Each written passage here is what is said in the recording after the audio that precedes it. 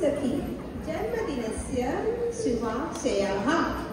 हरि ओं सख्यो, जन्मदिनस्य शुभाशयाः।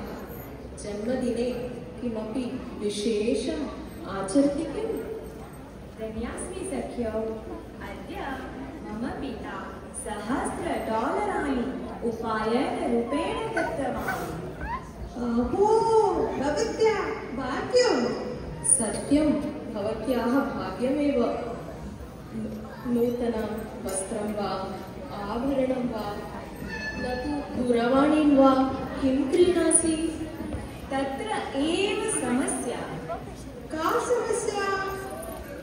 धनस्य उपयोगः कथं भवेत् इति नियमः उक्तः। कः नियमः? तस्मात् धनात् बहुकालं बहुजनानां लाभः भवेत् इति नियमः। अतः एव चिन्तयन्ती अस्मि। अहं जानामि, किन्तु कथाम् एकां वदामि। सम्यक्, कथा मह्यं रोचते। मह्यम् अपि रोचते। वदतु वदतु।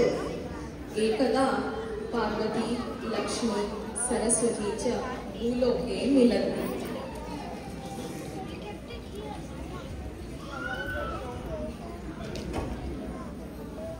अस्मिन् भूलोके सर्वे माम् एव इच्छन्ति।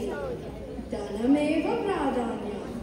धनस्य पुरतः सम्राटपि नमति। धनं विना किमपि न साध्यम्। न लक्ष्मी, चोराः धनस्य अपहरणं कुर्वन्ति चेत् धनिकः अपि निर्धनः भवति किल? धनस्य रक्षणाय शक्तिः आवश्यकी। अतः शक्तिः एव मुख्या। न भगिन्यो, भवत्योः विस्मरतः। बुद्धिं विना धनस्य व्यर्थं भवति। बुद्धिं विना शक्त्याः दुरुपयोगं भवति। अतः बुद्धिः एव मुख्या। किमर्थम् अस्माकं मध्ये वादविवादः? अत्र भूलोके परीक्षां कृत्वा निश्चयं कुर्मः। अस्तु, अहम् अङ्गीकरोमि। अहम् अपि अङ्गीकरोमि।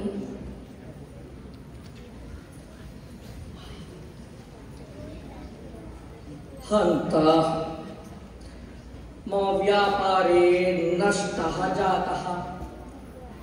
ऋणदातारः मां सर्वदा पीडयन्ति। गृहे भोजनार्थमपि किमपि नास्ति।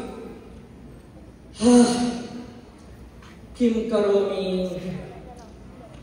हे लक्ष्मी, नमस्तेस्तु महामाये, श्रीपीठेश्वरपूजिते, शङ्खचक्रगदाहस्ते, महालक्ष्मी नमोऽस्तुते। दयां करोतु देवी, माम् अनुगृह्णातु। पश्यताम्, एषः व्यापारी मम पूजा एव करोति। तत्र गच्छामि। हे व्यापारी। अहो, सत्यं किं? साक्षात् लक्ष्मी आगता। कृपां करोतु देवी, धनं विना जीवनं दुर्लभम्। आम्, जानामि। एतत् स्वीकरोतु। सुखी भव। आहा, वज्रहारः। लक्ष्मी कटाक्षः अस्ति चेत् किं न साध्यम्? सर्वे निर्गच्छन्तु। महाधनिकः अहम् आगच्छन्नस्मि।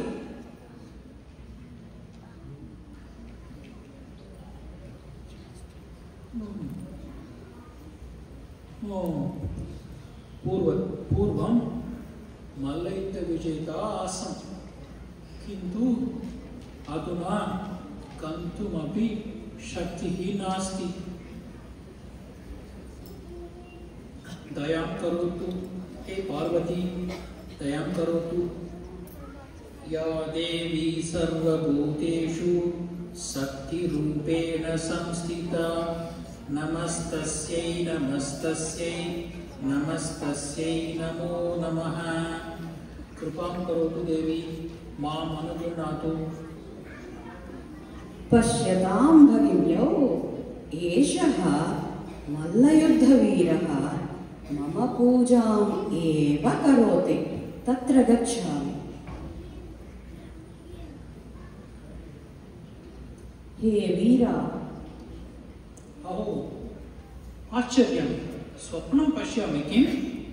पार्वती साक्षात् आगता।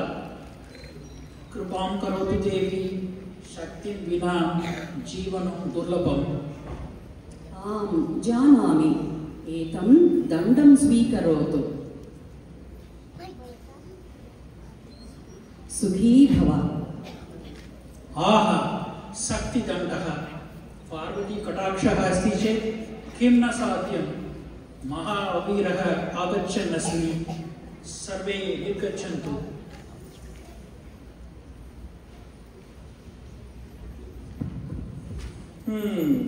स्वयमेव संस्कृतं पठितुं प्रयत्नं करोमि, किन्तु काठिन्यं वर्तते। कथम् आरम्भः करणीयः इति न जानामि। हे सरस्वती, मम साहाय्यं करोतु। सरस्वती नमस्तुभ्यं वरदे कामरूपिणी, विद्यारम्भं करिष्यामि, सिद्धिर्भवतु मे सदा। पश्यतां भगिन्यौ, एषः पिपटिषुः मम पूजाम् एव करोति। तत्र गच्छामि। हे पुत्र। संस्कृतस्य प्रभावः। सरस्वती देवी साक्षात् आगता। कृपां करोतु देवी, बुद्धिं विना जीवनं कष्टम्। आं जानामि, एतत् पुस्तकं स्वीकरोतु। सुखी भव। आहा, अभ्यासपुस्तकं। सरस्वती कटाक्षः अस्ति चेत् किं न साध्यं। सम्यक् पठित्वा सर्वत्र संस्कृतस्य प्रचारं करोमि।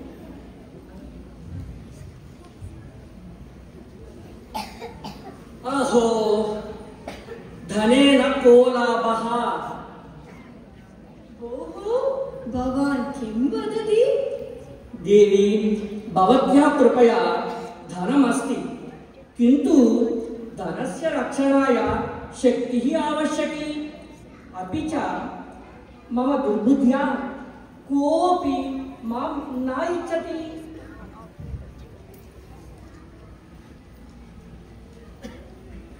अहो, शक्त्या कः लाभः? अरे अरे, भवान् किं वदति? देवी, भवत्याः कृपया शक्तिः अस्ति, किन्तु शक्तिवर्धनाय धनम् आवश्यकम्। अपि च मम दुर्बुद्ध्या कोऽपि मां न इच्छति।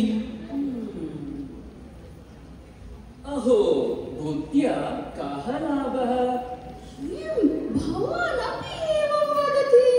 देवी, भवत्याः कृपया सद्बुद्धिं प्राप्तवान्, संस्कृतं पठितवान्, किन्तु संस्कृतस्य प्रसाराय धनम् आवश्यकं, शक्तिः अपि आवश्यकी।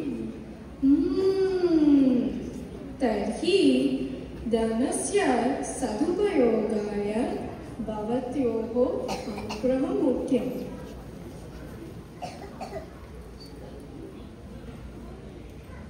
आम्, धनं विना बुद्धिं विना च शक्तिः नाशाय एव। आं भवत्यो, सद्बुद्ध्या विना प्रचारं नैव साध्यम्। तर्हि धनस्य सदुपयोगाय सरस्वत्याः लक्ष्म्याः पार्वत्याः च अनुग्रहः आवश्यकः। चिन्ता मास्तु भो, मम समीपे धनमस्ति, अहं तव साहाय्यं करोमि। मम समीपे शक्तिः अस्ति। अहमपि साहाय्यं करोमि। उत्तमं। भवन्तः मिलित्वा कार्यं कुर्वन्ति चेत् निश्चयेन सफलमेव। सत्कार्यस्य सफलं संसारस्य सन्तोषाय भवति। आम्, यत्र संस्कृतस्य व्याप्तिः भवति तत्र अस्माकं तिसॄणाम् अनुग्रहः भवति।